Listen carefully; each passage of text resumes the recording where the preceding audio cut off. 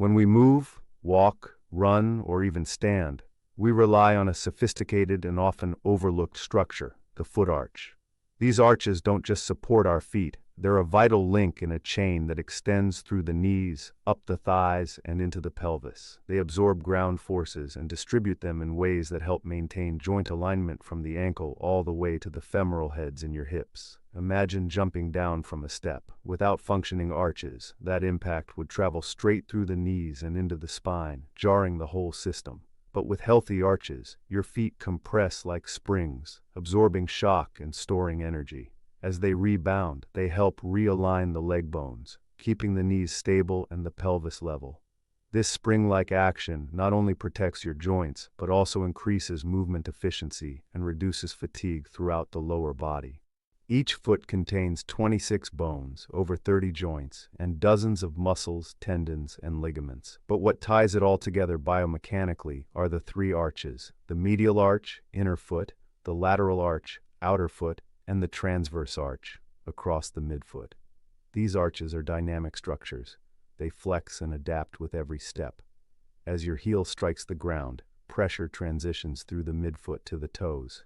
The arches act like shock absorbers and stabilizers, dispersing pressure evenly. This smooths the load transfer up the kinetic chain, keeping the tibia, femur, and pelvis aligned during motion. If the pressure distribution is off, say due to a collapsed arch, that imbalance reverberates upward. It can cause the tibia to rotate, the knee to misalign, and the pelvis to tilt or compensate, leading to strain or inefficient movement patterns. Your feet are your only contact point with the ground.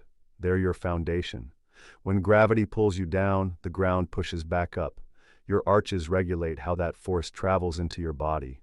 A well-functioning arch system channels the ground reaction force smoothly through the ankle, into the knee joint, and up to the pelvis. Whether you're walking, running, or swinging a golf club, your arch affects the direction and quality of that force transfer. A stable medial arch, for instance, helps keep the tibia vertically aligned, which in turn keeps the knee tracking properly and the femoral head centered in the hip socket. This efficient path allows for better propulsion, more balanced rotation, and less compensatory strain across the hips and lower back. Your foot's position and function directly influence what happens above. When the arch collapses, over pronation, the ankle rolls inward, causing the tibia and knee to follow, resulting in a valgus knee, knock knee, position.